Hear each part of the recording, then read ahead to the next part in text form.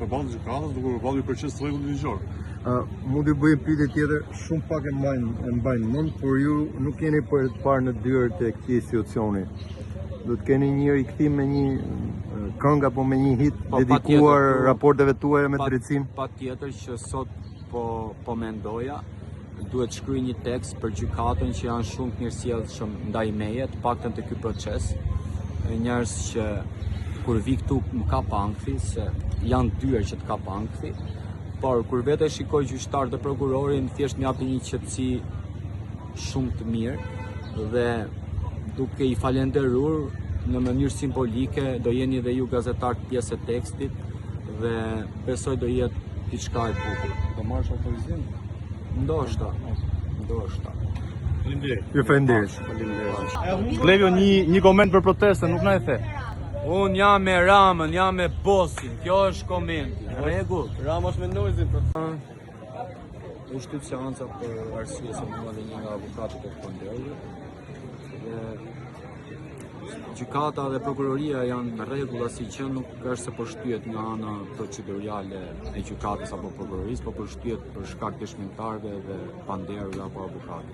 Pak ditë më parë keni bërë nga kjo burg një apel që do ta pranonin një pajtim nëpërmjet kryeministrit Edi Rama. Keni marrë një përgjigje për rivalin tuaj në fushën e muzikës, Noizin?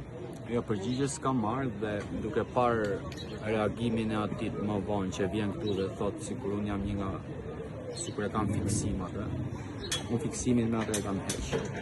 Dhe shok s'kam dash kurrë të bëhem me atë, se ai nuk është shoku im dhe nuk është ai shok që duhet të jetë për shoqërinë, edhe unë nuk bëhem shok me njerëz të imoralshëm.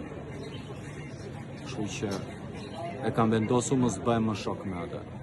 Pra një përgjigje nga zoti Rama për pajtim s'keni marrë? Jo, sepse zoti Rama është i angazhuar me punët e veta dhe besoj as nuk e ka pa fare.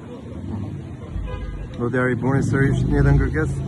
Nuk do t'ja bëj sepse s'ka më kuptim se unë po mundohem për paqe, kurse ai vjen këtu dhe do të tregoj veten në VIP apo kush e di çfarë është.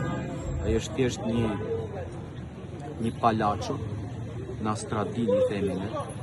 Dhe kaq, s'kam qa shoku të bëhem atë, por doja t'jepja një lajm sot se në orën 6 masdite dhe një nga projektet më të bukura që unë kam bërë muzikor me divën shqiptare të muzikës e cila quhet Dafina Zeqiri dhe thjesht nuk po i vras me suksese këta dhe këta vinë deklarojnë nëpër gjykata që jo se është këngëtar, jo është këngëtar. Unë nuk e di çka ka ky më shumë se Dafina Zeqiri.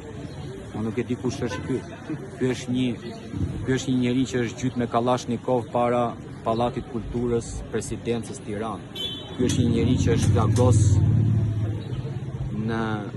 në Prapanic, në Prishtinë, mes Prishtinës. Ky është një njeri që para 2 vjetëve e ca, 3 vjetëve diku, kushuriri vet djali Dajës, kushuriri parë, i djeg 2 herë pronën dhe makinën. Dhe